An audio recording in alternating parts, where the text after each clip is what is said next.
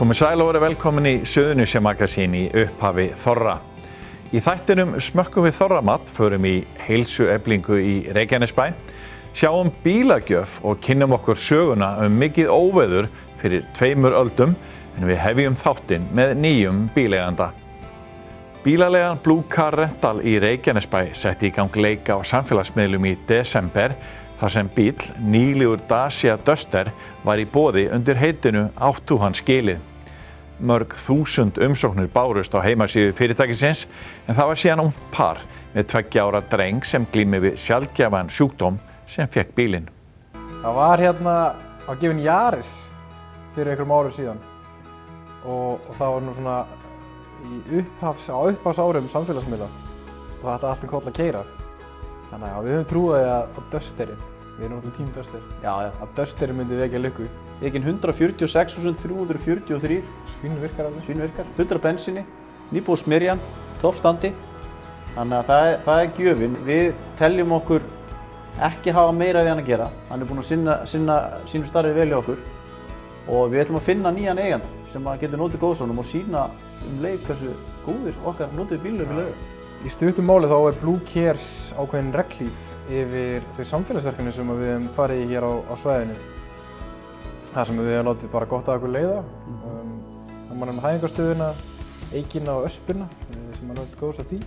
Við erum líka með í gangi á síðun okkar að viðskiptavinir okkar geta styrkt verkefnið ákveðin pening þegar þeir bóka bíl hjá okkur og við síðan töfum það við útgreiðslu.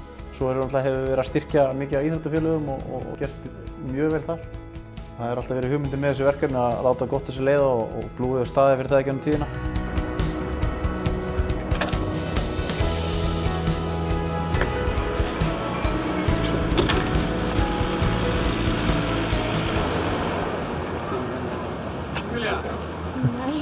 Kannast þið bíl? Já. Þú ert ekki á því leik, átt þú að stíli? Já, fyrir á Blue. Getur það verið? Við fengum mörg þúsund umsóknir. Af þeim öllum það fannst okkur þú, Örvar og Aron eiga með skilið.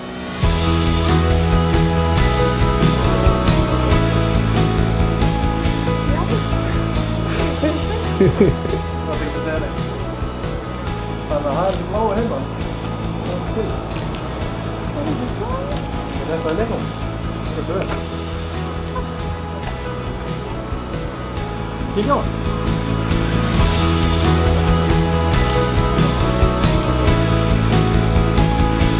Það er alveg í spam fyrir nýjan eiganda sem á verulega skilja. Ég er svo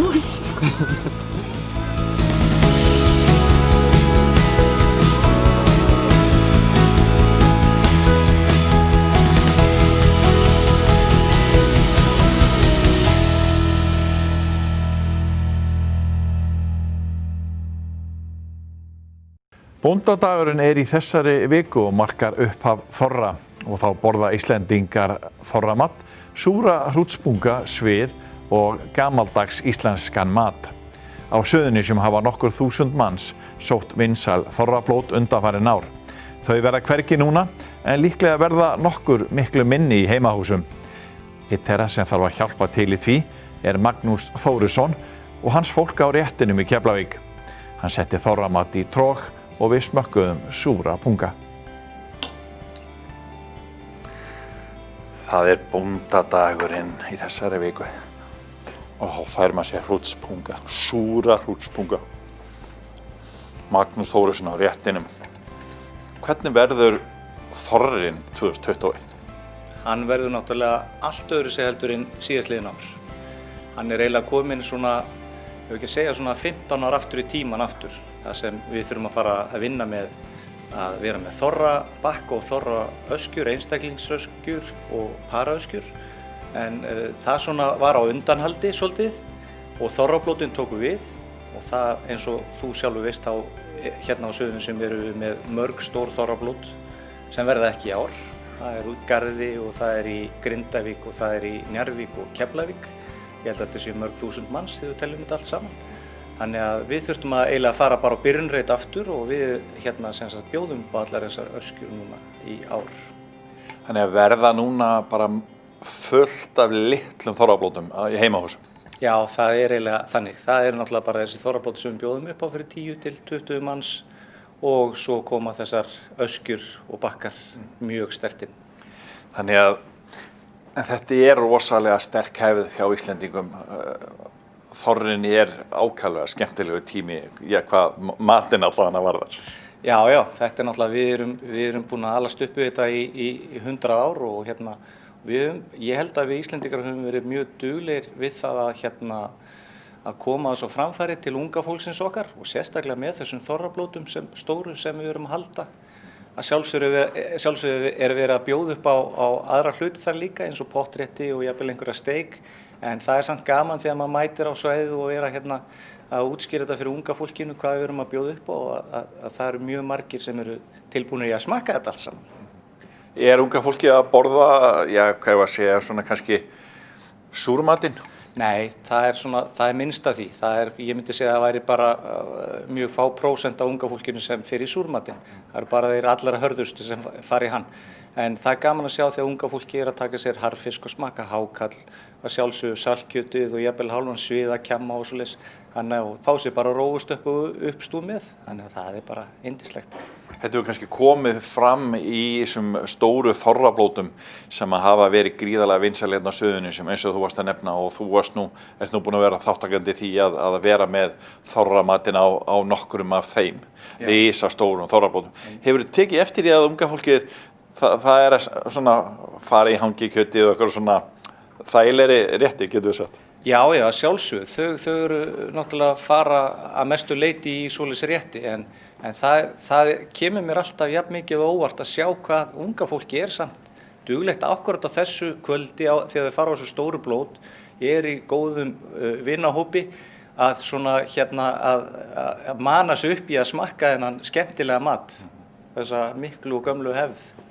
En svona ef við tækjum, ef ég spyrði út í vinsældir, eitthvað sem í þorramat sem að kannski svona flestir að borða, hvað vinsælast? Já, ég myndi segja náttúrulega bara í þorramat, þá það náttúrulega hangikjötið og saltkjötið, sviðasultan, það náttúrulega fer gríðarlega mikið magn af harðfiski og það fer svo mun minna öðru, sko. Hvað þegar ég var að spyrja súrmatinn, eru ekki margir að borða hann? Já, sko, ég myndi segja svona fólk yfir fertugt, það mun duglegri við að smakka matinn heldur en þeir sem yngri en fertugt. En svo eru bara fullt af grjóthörðum einstaklingum sem fylla diskinn af súrmat og koma 2-3 ferðir í hann. En þetta samt svona hefð, þú veist, á stórum þorrablótum þá kannski 20-30% af fólkinu sem að fá sér súrmat og mér finnst það samt mjög gott, sko, að við séum að halda þessari hefð inni, að ná að halda þessu 20-30% sem smakka þetta. Ég veit þú byrjaðir bara rétt 20 í kokkerínu. Áttu góða sögu frá þorramat? Varstu með góðum mönnum að gera þetta þegar varst ungur maður? Sko, þegar ég útskrifast rétt rúmlega 20 frá Hótel Sögu, þá vissi ég ekki hvað þorramatur var, eða neitt að því tægi, sko. En ég lenti bara strax á mjög góðum stað. Ég lenti hjá Axel Jónssoni uppi í Matalist sem að rak þá á þeim tíma og fekk góða eldskírn í því hvernig ætti að gera góðan þorramat. Og við fórum í Hvalfjörðinn alltaf einu sinni ári, í sláturhúsi þar í Laxá, sóttum punga og allt það sem tilheyrði og suðum og settum í súr. Þetta gerðum við í mörg ár, þannig ég lærði mjög vel. Hvað uppáhaldið þitt? Að þessu, mér finnst þetta bara í dag allt bara mjög gott. Ég reyni bara að fylla diskinn minn af sitt lítið af hverju og fá mér smakka af öllu. Ég ætla að fá mér einn annan. Þetta var sko hrútspunga líka. Magnús, í venjulegu árferði að fá mörg hundruð manns í mat á réttinum alla daga. En hvernig veiruárið búið að vera? Hvernig veiran búin að fara með reksturinn hjá þér, getur við að spyrja? Já, þetta var náttúrulega mjög athyglisvert ár, síðasta ár. Byrjaði náttúrulega mjög vel eins og hjá flestum, það mikið að gera alls staðar. En svo var náttúrulega bara að skrúfa fyrir það í byrjun mars og þegar COVID skall á okkur. En ég mjög heppinn og við erum mjög heppin hérna á réttinum. Við höfum haldið okkar viðskiptavinum nokkurn veginn. Þetta fór náttúrulega þó nokkuð niður, en við höfum svona haldið á síðasta ári svona 70% af okkar viðskiptavinum. Við gátum bara breytt gír og fórum að senda meira bara inn í fyrirtækin í bökkum og fólk sótti til okkar. En mestu leyti þá var hérna salurinn hjá okkur, hann var lokaður meira eða minni í hálft ár. Tókum ekki á móti fólki hérna í salinn. En við vorum nú bara að opna hann aftur daginn þegar svona aðeins rýmkaði til í ástandinu og við bjóðum 20 manns að borða hérna inni hjá okkur. Svo erum við með annan sal sem við sátum inn í áðan og þar geta 20 manns setið inni líka. Þannig að við getum tekið á móti 40 manns inn. Þannig að þetta svona vonandi að koma hægt og bítandi aftur tilbaka? Já, ég er mjög bjartsýnn á það og vonandi fer þetta nú alltaf að koma. Heldur að þessar breytingar sem að hafa verið á veiruárinu eigi eitthvað eftir að breyta þessu í framtíðinni, að þetta fari ekki aftur í sama horfið eins og bara til dæmis í rekstrinum hjá þér?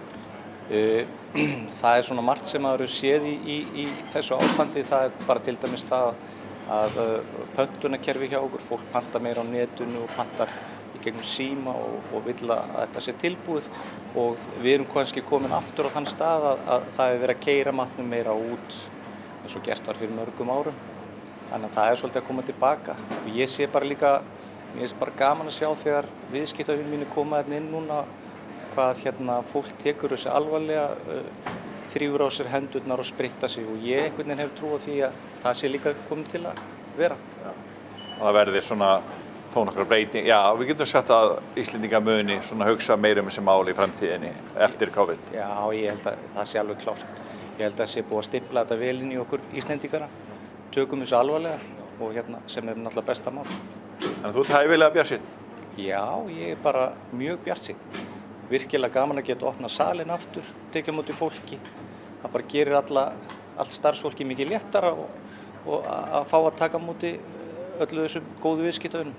Er þetta ekki líka pínu félagslegt fyrir marga þína viðskiptavini að koma? Jú, það er bara þannig. Þetta er eiginlega svona eins og félagsmiðstöð í hádeginu og menn hittast og rabba saman og það er bara eins og ég hef áður sagt það er alltaf gaman því þegar til dæmis kosningar eru á næsta leiti, þá fara bæjarstjórnarfulltrúar eða alþingismenn að koma hingað og rabba við fólki. Sjá þá meira? Já, nákvæmlega. Þannig að það má búast við þeim á næstunni. Það eru alþingiskosningar og bæjarstjórnarkosningar á næsta ári. Já, það er bara svoleiðis. Þannig að nú fara þeir að láta sjá sig hérna. Ívar Gunnarsson, vídeóbloggari og áhugamaður útivist, kynnti sér sögusvið eins mesta óveðurs sem hefur orðið á Íslandi, en það varð í janúar fyrir 222 árum síðan.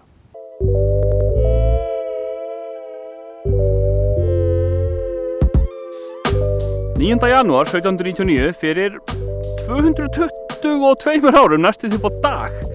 Þá skall á suðvesturhorni Íslands eitthvað versta veður sem vitaði til að hafi bara skollið á landinu yfir höfuð. Til svakalega sögur alveg vestur frá Snæfellsnesi og suður með öllu horninu og eitthvað austur með Suðurlandi af gríðarlegum skemmdum og svakalegu veðri.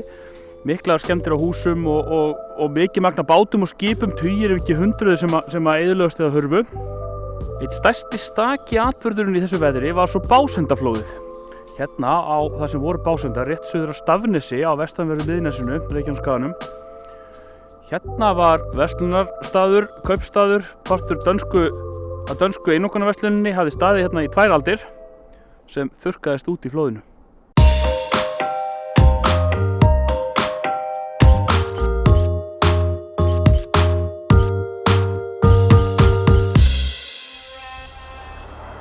Eftir að við öll, ég, kona, 4 börn og vinnukona vorum háttuð, var ég þess var nóttina á að giska klukkan 2 hversu veðrið af suðri til vesturs magnaðist, svo iðulega fór að braka í húsunum.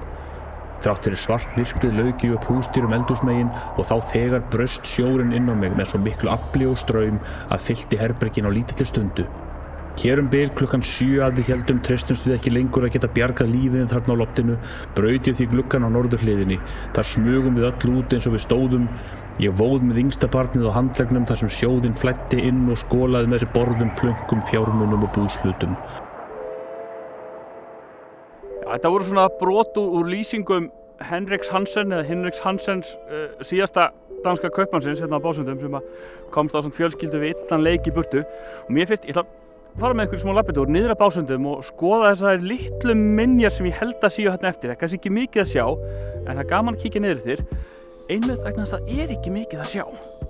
Mér finnst nefnilega Básöndar, ég hef verið svolítið heillaður á þeim í einhvern tíma. Þetta er staður sem minnir okkur svolítið á það að okkar mannanna verk þau koma og fara.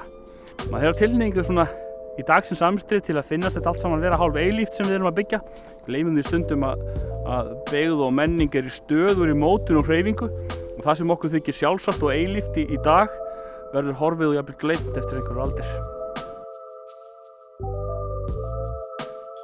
En já, það er skrítið til þess að hugsa að samkvæmt lýsingunum að þá gekk sjór hérna inn 300 faðma inn í land og þetta hafi verið hátt í 500 metrar eða 500 metrar inn í land sem sjórinn hafi gengið, þannig að það er greinlega mikið hefur gengið á í þessu veðri og virkilega svona óhuggulegt að hugsa til þess að þarna var fólk við þessar aðstæður 1799 að brölta út í skjóli nætur og reyna að bjarga lífi og limum undan veðrinu og komast í skjól hérna á bæjum innar í landinu í algjöru myrkri og svona veðri. En við erum komin og ætlum að skoða hérna fyrstu hlaðninguna sem maður rekst á. Við skil þá einhverjum kortum sem ég hef fundið að þetta hafi nú líklega verið einhver svona fjárrétt.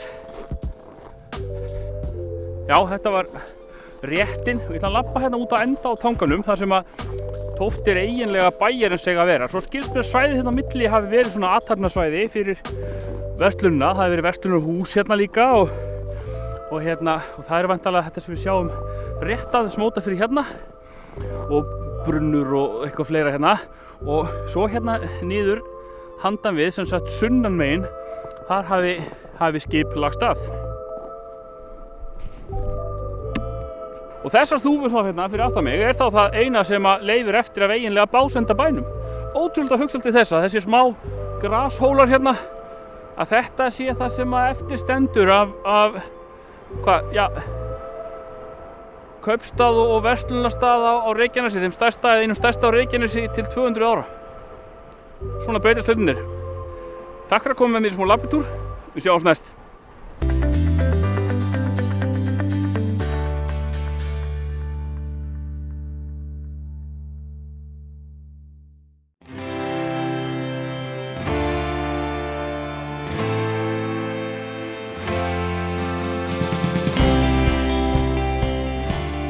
Heilsuefling eldri borgara á Suðurnesjum hefur gengið afar vel og líka vakið athygli. Dr. Janus Guðlaugsson hefur unnið frumkvöðla starf í heilsueflingu 65 ára og eldri með góðum árangri og hann fekk sinn stóra hóp sem stundar heilsueflingu í Reykjanesbæ í salinn í upphafi vikunar. Ekki fleiri en 21 með teygju að vopni og 2 metra á milli. Við sjáum núna að það er ákveðnir hluti sem að skila sér afskaplega vel og við erum búin að mæla þetta reglulega, mælum á 6 mánaða fresti. Það sem við erum að sjá, kannski sem stendur kannski upp úr er að heilsu tengd lífsgæði, þau er að eflast með hverju mánuði sem líður eða hverju mælingu sem líður. Þannig að það er afskaplega gott að sjá þá niðurstöðu. Þú hefur miðað þetta við 65 ára og eldri, hvers vegna er það? Akkur er ekki 60 eða 50, hvað er það sem þú ert að miða við þarna? Við erum að taka svolítið sjónarmið af Evrópusambandinu og þar eru áherslupunktar í kringum 65 ára aldurinn. Þetta er svona ákveðin aldursmörk í lífinu, þar sem menn er kannski að hverfa vinnumarkaði og hvað tekur þá við? Þó svo að ég er þeirra skoðunar að við eigum að fá að vinna í slengi eins og við kærum okkur því að það hefur skerpir á heilastarfseminni að halda sér við ákveðið efni og vinnu. En einnig líka að eftir 60 þá verður svona ákveðið hrun við getum sagt bara hrun í lífsferlinu. Við förum að sækja á okkur meiri fitu, það safnast á okkur meiri fita, við stirðnum meira, hjarta- og æðakerfið stífnar svolítið og blóðþrýstingur hækkar. Og svo það sem kannski einna verst í þessu öldrunarferli að vöðvarýrnun á sér stað og við erum að tapa eftir svona 60-65 ára aldur, þá erum við að tapa 10% af vöðvamassa á hverjum áratug. En það svo auðvelt að snúa þessu til betri vegar og auka lífsgæði eða halda þeim við á þessum árum með í rauninni einföldum aðgerðum. Á svona tímum þá þarf maður að finna upp á einhverju og til þess að mæta þessum þörfum einstaklingsins til þess að viðhalda bara líkamsstarfseminni. Og við höfum gert það frá upphafi þegar við þurftum að sinna öllum í gegnum bara fjarþjálfun í gegnum netpost, í gegnum lokaðar Facebook síður og samtöl og það hefur gengið vel. En núna opnaðist aftur fyrir á 12. janúar, þá opnaðist aftur fyrir svona rýmkaði örlítið samkomutakmarkanir, þannig að við getum verið núna allavega 20 saman í hóp og kusum þá að því að heilsuræktarstöðvarnar eru lokaðar, þá kusum við að fara inn hér inn í Íþróttaakademíuna í Reykjanesbæ. Þar var opið hús fyrir okkur og fáir að nýta sér aðstöðuna fyrir hádegi. Þannig að við erum þá með og nýttum okkur þá teygjur sem tæki til að efla eða halda við styrknum. Þannig að við erum í rauninni komin í svona hefðbundna áætlun með okkar starfsemi, það að segja að vera með 2 styrktaræfingar í viku með þá teygjur. Og við erum bara að byrja fyrstu vikuna núna og ég sé það bara á fólkinu hvað það ánægt að vera farið af stað. Þú varst búinn að opna app, smá forrit, viltu kannski sýna okkur það? Hvernig það að virka? Það leiðbeining fyrir þátttakendur? Þetta eitt af því sem kom upp líka á þessum tíma. Við vorum að vísu búin að fengum styrk frá Rannís á sínu tíma í þróun á tæknilausnum og heilsuappið var eitt af því, þannig að við hönnuðum svona sérstakt app fyrir okkar þáttakendur sem að koma að afskaplega góðum notum núna. Það einfalt í rauninni, það stóri stafir og þar geta þau fyllt sinni áætlun, þau skrá þá niður daglega göngu hjá sér og appið reiknar út meðaltal á viku, meðaltal síðustu 7 daga, þannig að þau sjá nákvæmlega hvort þeir sé að fylgja þessum leiðbeiningum okkar eða ekki. Hvernig var að taka á teygjunum? Það alveg dásamlegt, ekki veitir að fyrir gamla kalla. Ertu búin að vera duglegur að hreyfa þig í kófinu? Já, ég held ég verður nú að segja það. Ég reyndi að labba eins og ég get og síðan keypti ég mér lítil lóð í haust og hef verið svona að reyna að lyfta þeim aðeins líka heima við bara. Nauðsynlegt. Það nauðsynlegt. Það algjörlega nauðsynlegt. En Sigga? Nei, ég hef ekki búin að hreyfa mig nóg en það fínt að byrja aftur hérna. Ég hef komin á fullt í haust og var æðislegt að byrja hjá Janusi. En ég hef ekki, ég fór að ganga fyrst en núna svona seinnipartinn maður fór að vinna aftur. Ekki nógu mikið en flott að byrja aftur hjá Janusi. Skiptir máli að vera í svona smá hóp? Já, mér finnst það. Annars finnst mér rosa gott að fara að synda og þá vil ég helst bara vera einn. Sundi náttúrulega æðislegt. En þessi hóptímar eru æðislega flottir. Anna, hvernig finnst þér fólki vera svona komið aftur? Það eru bara allir gríðarlega ánægðir og þakkláttir fyrir að komast aðeins út úr húsunum og við hafum svona fundið fyrir því að haustið búið að vera mjög erfitt. Þetta svona eins og félagsleg einangrun og margir sem hafa bara lokað sig inni. Þannig að þau voru algjörlega tilbúin núna, virkilega. Þetta bara það mikilvægasta í lýðheilsunni, það að geta farið og hugsað heilsuna. Að það bara fullt af fólki sem hefur ekki tök að gera þetta heima á sér. Þess vegna verðum við að reyna að koma til móts við fólkið og hjálpa þeim og halda áfram að efla hvort annað. Og það hefur gengið mjög vel? Það gengur mjög vel. Það mæta allir mjög vel. Já. Gengið var frá 15 milljarða króna hlutafjáraukningu á hluthafafundi Ísavegja sem haldinn var 12. janúar. Henni ætlað að mæta rekstrartapi vegna COVID-19 og gera félaginu kleift að hefja vinnu við uppbyggingu á Keflavíkurflugvelli á ný. Ljóst að ákvörðunin skapar fjölda nýrra starfa á framkvæmdatímanum, þar með talið strax á þessu ári. Við erum líka með góða fréttir frá Reykjanesi en nýlega voru undirritaðir samningar 30 megavatta stækkun Reykjanesvirkjunar. Framkvæmdirnar kosta 12 milljarða króna og áætlað að verkið taki 2 ár. Gert ráð fyrir því að á byggingatímanum verði til 200 störf. Tómas, það ekki á hverjum degi sem að það verið að stækka virkjanir í síðustu misserin? Nei, það er rétt, en þetta er skemmtilegt að fagna þessum áfanga og það verður spennandi verkefni. Og þið eruð ekkert að fara að bora neitt eftir þessari orku, þið eruð að fara að nýta þetta allt betur? Já, þetta er sem sagt 30 megavatta stækkun, virkjunin í dag er 100 megavatt og við erum að nýta þann varma sem fellur hér til betur. Og þetta er allt hannað hjá bæði HS Orku og Verkís í samstarfi og þessi tækni og við erum ekkert að fara að raska neitt, fara neitt ofan í jörðina meira. Hvaða þýðingu mun þetta hafa og hvað verðið þið lengi að þessu? Við verðum 2 ár. Við reiknum með að vera búin hér í ársbyrjun 2023 og þetta mun náttúrulega bara þýða, við munum reyna að beina þessari orku mest í auðlindagarðinn og erum að vinna að uppbyggingu í auðlindagarðinum með frekari fyrirtækjum og verkefnum hér. Þannig vonandi hefur þetta bara mjög góða þýðingu fyrir svæðið í heild sinni, fleiri störf og meiri umsvif. Hefur starfsemin hérna út á Reykjanesi gengið vel?